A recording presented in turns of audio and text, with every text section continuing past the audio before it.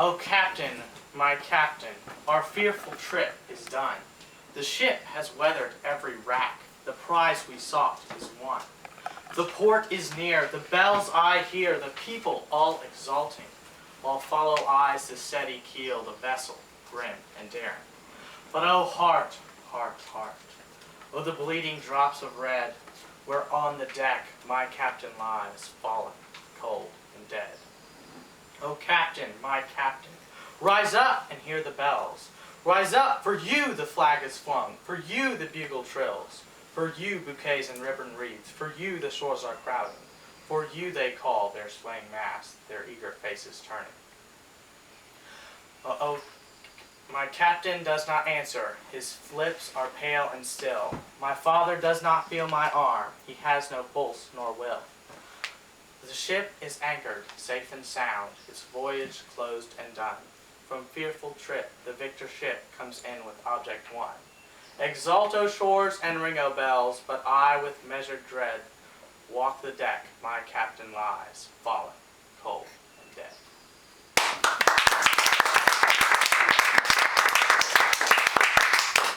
And tell us what that was about. That's about Abraham Lincoln being shot. Okay, so there's a typo in your program. I'm not going to do Psalm 119, 105. I'm going to do Proverbs 3, verse 1 through 12. That's a big typo. That is a big typo. So miscommunication. Nick made Yeah, a the little bit of glitch. miscommunication. So blame Nick. Sorry. Backed up keyboard.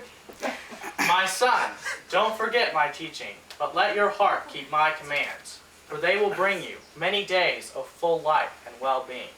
Never let loyalty and faithfulness leave you. Tie them around your neck. Write them on the tablet of your heart. Then you will find favor and high regard in the sight of God and man. Trust in the Lord with all your heart, and do not rely on your own understanding. Think about him in all your ways, and he will guide you on the right paths. Don't consider yourself to be wise. Fear the Lord and turn away from evil.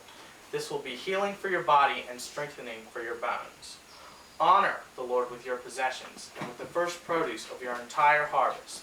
Then your barns will be completely filled and your vats will overflow with new wine.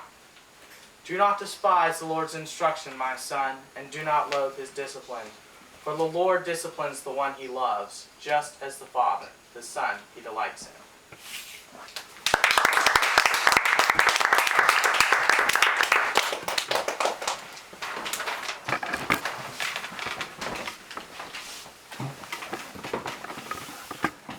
This is my complex thing. Okay, so I'm going to give you a really basic overview of the brain. Okay, if I can get this pointer out. Just use this pointer. I can use that Point. laser pointer. Have long arms, Peter. Okay, I'll just point with my hand.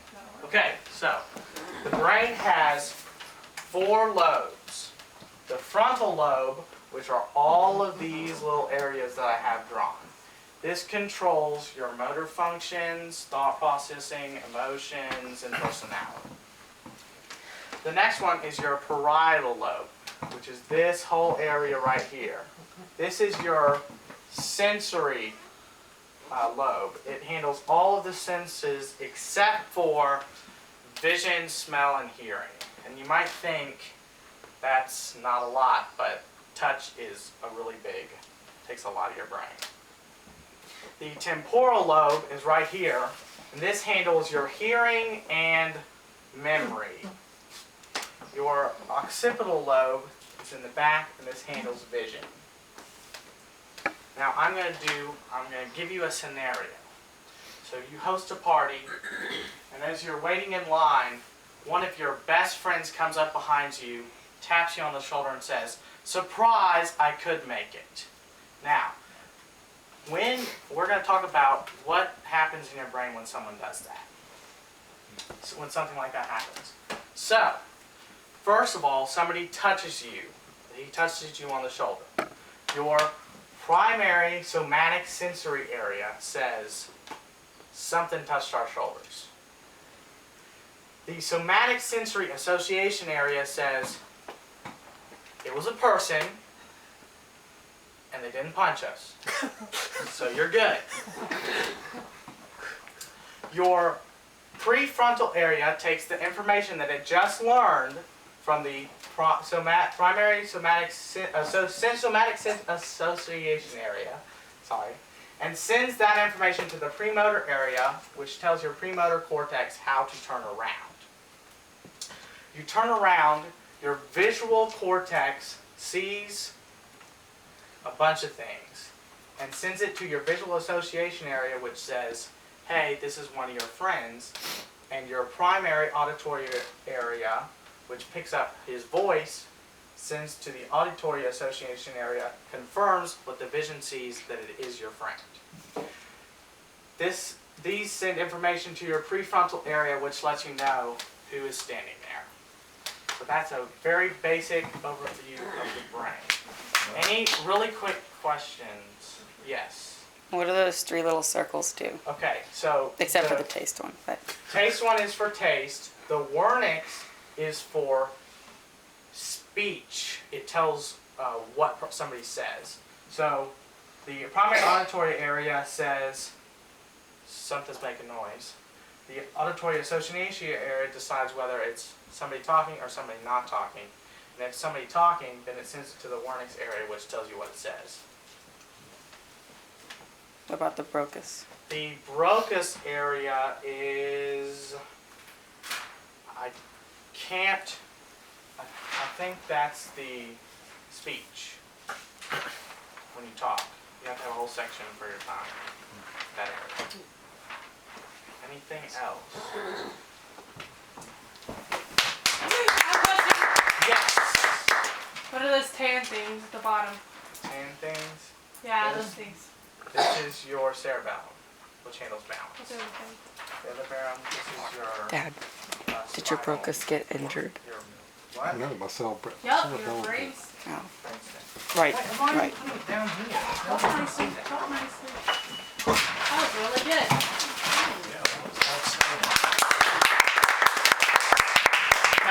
Now, do I have my little models, or did you forget those? We have the models here. Peter, you've ruined the car antenna. Oh well. Yeah, that's just a broken car antenna. No, it's You not. have to know It's the radio. close the door. It's the radio. It's the radio antenna. That was on a car. Yes. No, it wasn't. It was. Oh no, it wasn't. It was the radio It was the antenna. radio So it's antenna. on a What are we little, doing yeah. now? Okay, here we go. Okay, anyway, aside from all that, I am going to now give a brief overview of the Battle of Midway. So first we're going to talk about some events leading up to the Battle of Midway, and then we're going to talk about the battle and then its importance. So, some events in the Pacific. What? I do have little boats. Now, the Japanese, this line here, as you can see, this is what the Japanese controlled currently before the Battle of Midway. Yamamoto, the leader of the Japanese Navy, his plan was to expand this boundary to this dotted line right here. There were two obstacles in his way: Coral Sea and Midway. And that's where we get the Battle of Coral Sea and the Battle of Midway.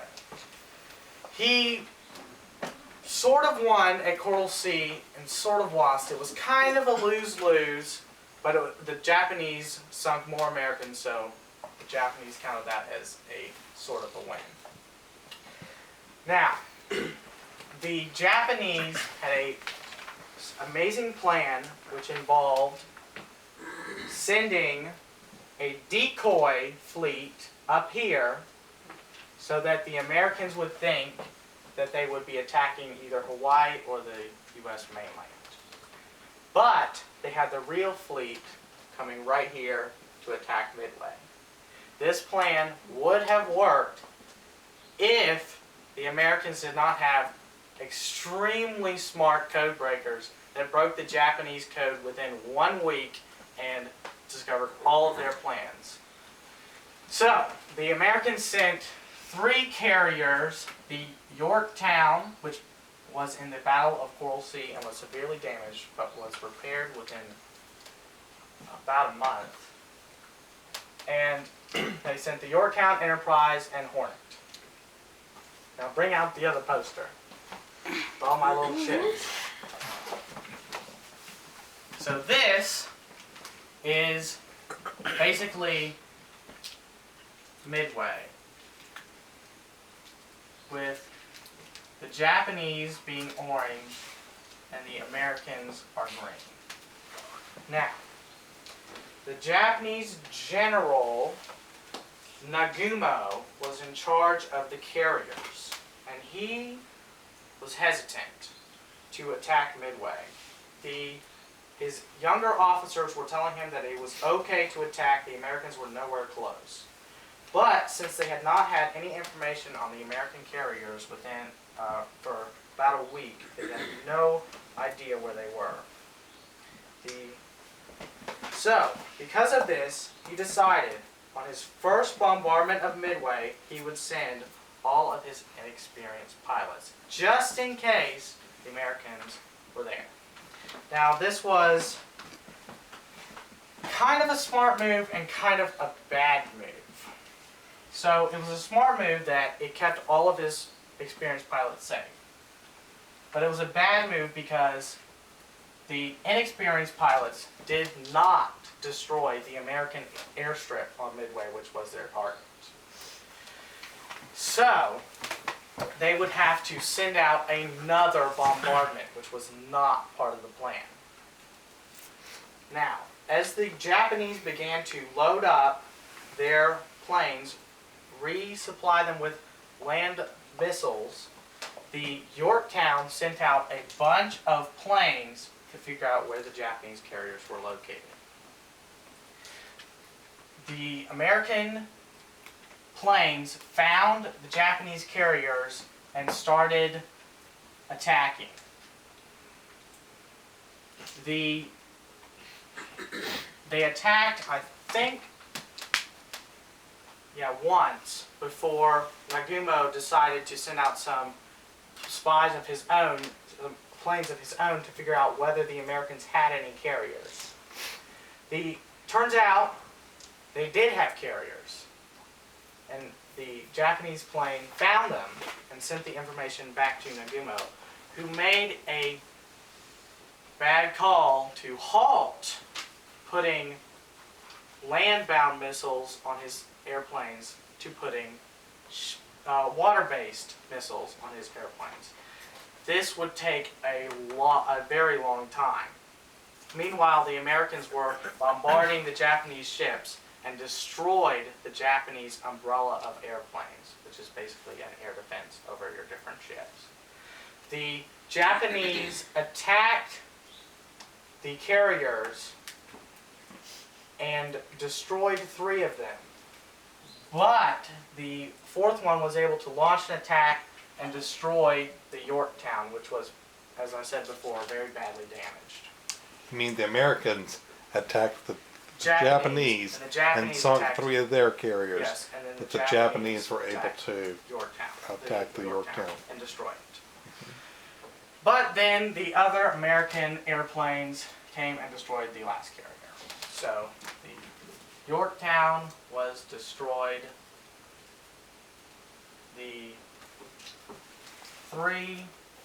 All 4 Japanese carriers were destroyed.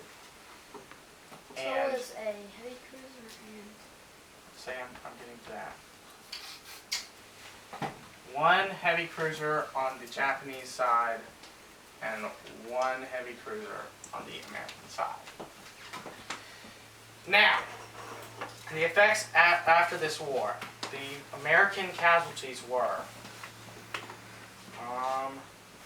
1 carrier, the Yorktown, 1 destroyer, 150 aircraft, and 307 men. The Japanese casualties were 4 carriers, 1 heavy cruiser was sunk, 1 heavy cruiser was damaged, 248 aircraft were destroyed, 3,057 men were killed, and 37 men were captured. Huge difference. The Japanese was major defeat here. The effects of the Battle of Midway on the war in the Pacific were huge. Not only did the Japanese not have any more heavy carriers, the Japanese had lost all of their experienced pilots and all of their generals and good admirals. Yamamoto, a brilliant naval commander, retired after this battle because everyone wanted him to, because they thought he was such a horrible person to do this.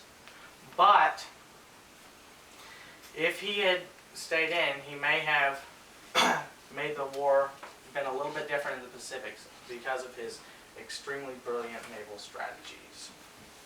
So that's all I have to say. Yes, Sam.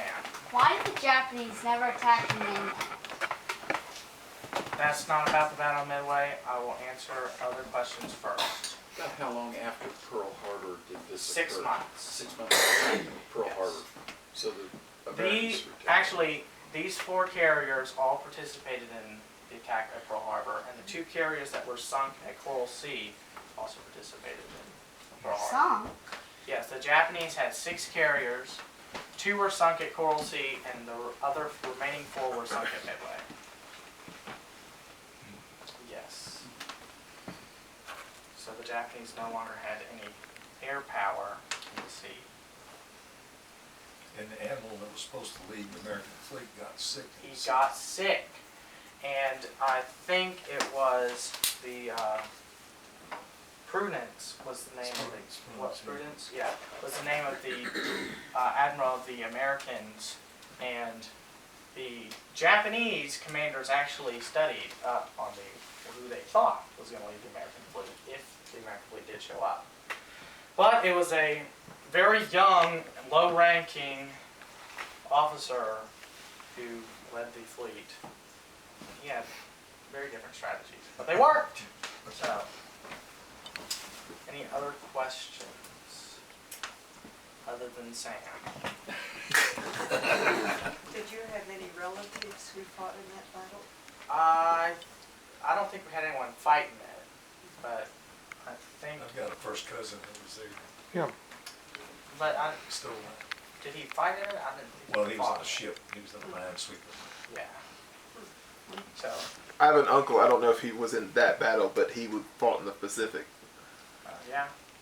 And It working, was- also just as a piece of information, Yamamoto, I think, was flying from one island to another, and their code crackers figured that out, and they shot it down.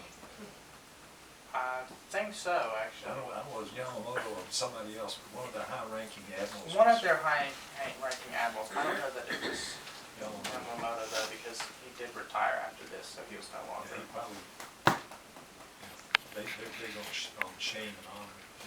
He probably retired. Yeah, a few months earlier, before this battle, the Americans actually sent long-range bombers and bombed Tokyo Yeah, because they could. Jimmy Doo. No other reason why, just because they could bomb Tokyo. Operation Doolittle. Yeah, the Yeah. Japanese hated it. They couldn't stand the Americans just flying in and bombing Tokyo, so that's why they decided to expand like that.